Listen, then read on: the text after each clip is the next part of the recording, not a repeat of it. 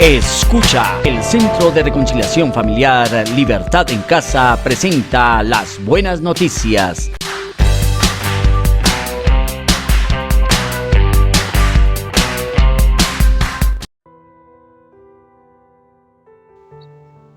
Pierre Cullifort, quien se hacía llamar Pello, es un autor belga que nació en Bruselas en 1928 y fue el autor y animador de una serie de cómics que se titulaban Joan y Pierrot, en francés original.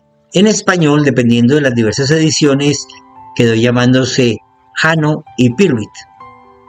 Una serie de historietas de fantasía medieval cuyo inicio narra que Pierrot era un enanito rubio que en un primer momento sobrevive a base de aterrorizar y asaltar a los campesinos.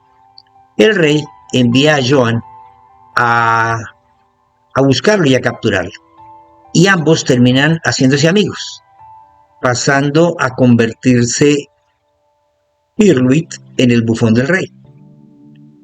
La traigo a colación pensando en que es en uno de los capítulos de esta serie en que el autor, sin saberlo, introduce una familia de personajes que terminaron por apoderarse del rating y desaparecieron completamente a sus protagonistas. Estos personajes tomaron tal fama que hasta hoy aún tienen su rating asegurado.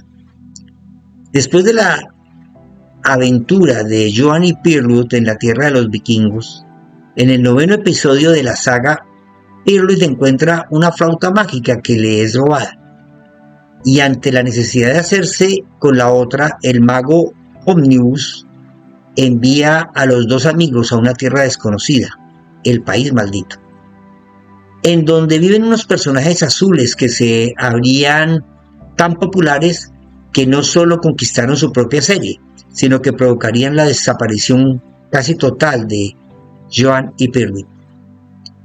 Los pitufos. Cuenta la historia de un pueblo imaginario de pequeñas criaturas azules que viven en un pueblo de hongos en medio de un vasto bosque. La historieta se basa en la persecución de los pitufos por parte de un ex monje que ve en ellos la posibilidad de convertirlos en oro. Y cada pitufo representa un pecado capital, así enseñados por la tradición religiosa: ira, lujuria, avaricia, soberbia, envidia, gula y pereza. Visto así, entonces los pitufos es una gran metáfora teológica de destruir los pecados para transformarlos en oro. Pero lejos de hacer un análisis literario de los pitufos o una condena moral, llegué a esta historia porque en ella hay un gran potencial para poder reflexionar sobre la manera como en el mundo manejamos los débiles conceptos del pecado.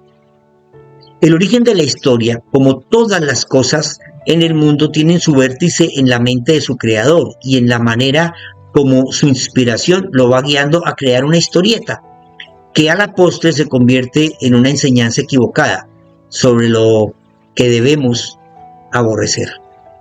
Pues el persecutor de los pitufos es un ser despreciable que su avaricia hace que su causa sea totalmente desagradable. El público que la disfruta es normalmente niños, porque la mayoría es un público infantil. Así que ama a los pitufos y odia a su persecutor. Bienvenidos. Estamos en las buenas noticias. Semillas, una razón para nuestra fe. Y hoy quiero hablar de cómo el mundo conoce el nombre del pecado, pero no el pecado. Las semillas son el contenedor del fruto esperado, y cabe en este análisis invitar a los padres a revisar los contenidos que ven sus hijos, que son en realidad semillas que construirán fortalezas mentales donde habitan los demonios que tomarán el control de las mentes cuando estos niños sean adultos. Pero claro, para poder hacer uso de una buena censura, es necesario primero saber qué son los demonios y cuál es la función en el ser humano. Antes de entrar en el tema de hoy, quiero clarificar que nada en sí mismo es dañino. Todo me está permitido, escribió el apóstol Pablo, pero no todo me conviene. Todo me está permitido, pero no permitiré que nada me domine. 1 Corintios 6:12.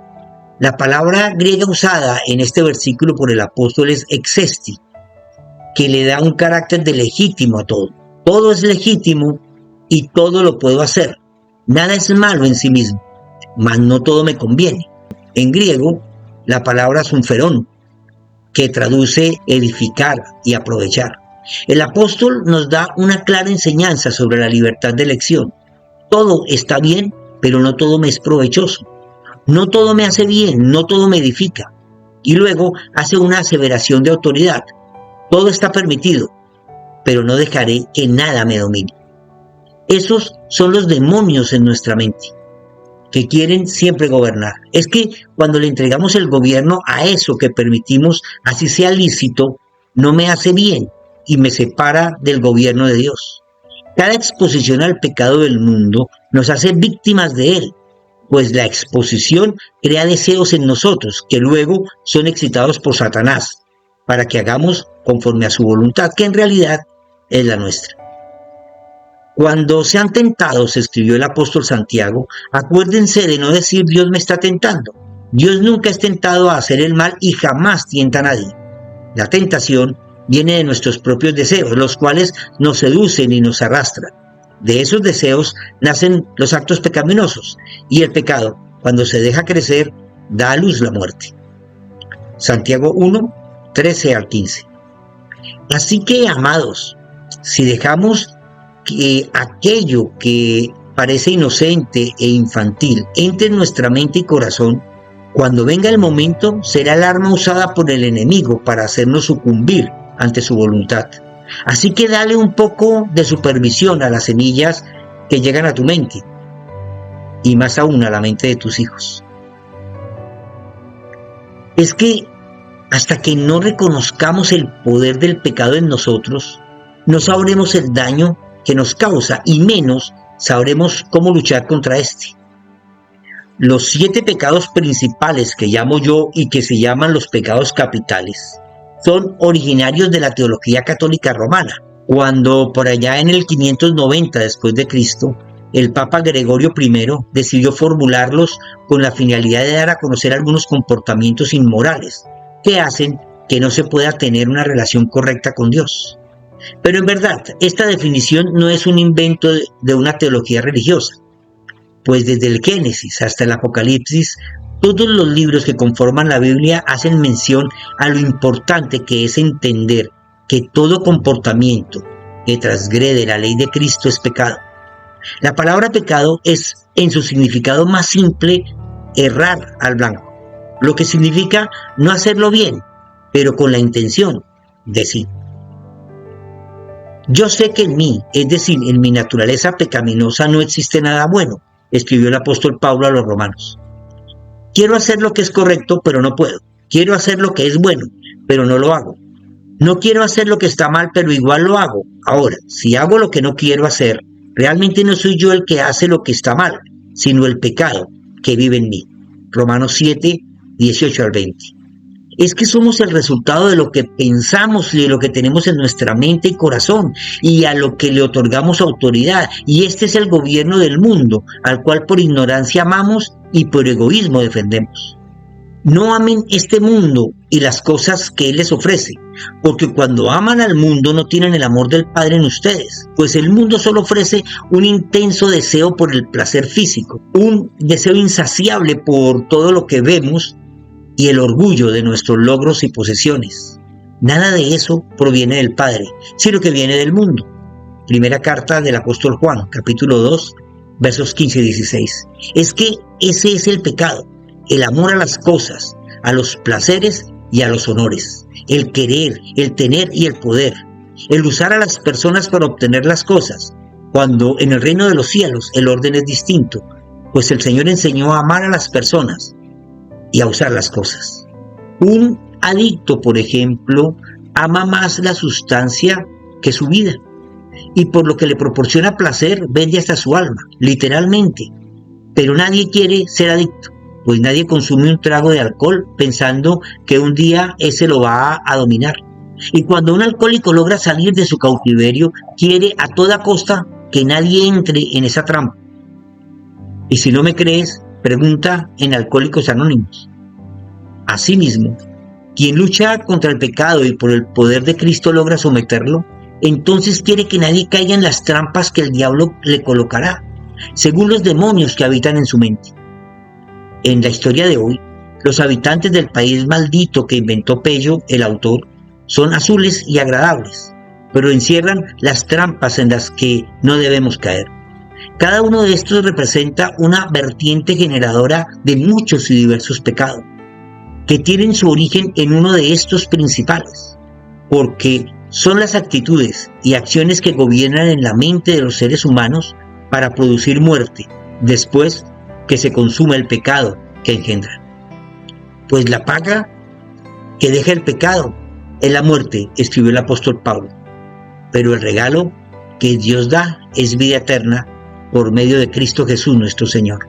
Romanos 6:23. Desechen todo lo que sea amargura, enojo, ira, gritería, calumnias y todo tipo de maldad. Efesios 4:31. Actitudes y acciones propias de una persona amargada, gruñona y malhumorada, así como el pitufo gruñón. Nada es de su agrado y por todo se queja. Una actitud de la mente que te llevará a cavar un pozo hondo en tu corazón, alejándote de seres queridos y metiéndote en peleas constantes. Mis amados hermanos, quiero que entiendan lo siguiente. Todos ustedes deben ser rápidos para escuchar, lentos para hablar y lentos para enojarse. El enojo humano no produce la rectitud que Dios desea. Santiago 1, 19 al 20. En otras palabras, si no gobiernas la ira, ella te gobernará a ti. Te conducirá como una droga a hacer cosas terribles y a sufrir las mortales consecuencias espirituales y naturales. Además, escribió Pablo, no pequen al dejar que la ira los controle. No permitan que el sol se ponga mientras siguen enojados, porque el enojo da lugar al diablo. Efesios 4, 26 y 27. Otra trampa es la soberbia, el orgullo y la vanidad. Hay un pitufo que encierra este carácter mundano, y es el que siempre quiere ser reconocido, sobresalir y ser alabado, admirado y glorificado, el pitufo vanidoso. El mismo Señor Jesús dijo que aquellos que se exaltan a sí mismos serán humillados, y los que se humillan a sí mismos serán exaltados. Mateo 14:11. Todos esperamos siempre ser reconocidos y obtener honra y gloria, pero no puede ser a costa de dañar a los demás, de buscar la satisfacción egoísta de mi propio yo. Pablo escribió, Dios juzgará a cada uno según lo que haya hecho. Dará vida eterna a los que siguen haciendo el bien, pues de esa manera demuestran que buscan gloria, el honor y la inmortalidad que Dios ofrece, pero derramará su ira y enojo sobre los que viven para sí mismos, los que se niegan a obedecer la verdad y en cambio viven entregados a la maldad. Romanos 2, 5 al 8. Muchos pecados son causados por la vanidad y la soberbia. Adúlteros, escribió Santiago, ¿no se dan cuenta de que la amistad con el mundo los convierte en enemigos de Dios? Lo repito, si alguien quiere ser amigo del mundo, se hace enemigo de Dios. ¿Acaso piensan que las Escrituras no significan nada? Ellas dicen que Dios desea fervientemente que el Espíritu que puso dentro de nosotros le sea fiel. Y Él da gracia con generosidad, como dicen las Escrituras. Dios se opone a los orgullosos, pero da gracia a los humildes. Así que humíllense delante de Dios, resistan al diablo, y Él huirá de ustedes. Acérquense a Dios, y Dios se acercará a ustedes. Lávense las manos pecadoras, purifiquen su corazón, porque su lealtad está dividida entre Dios y el mundo. Santiago 4, 4 al 8. Maranata.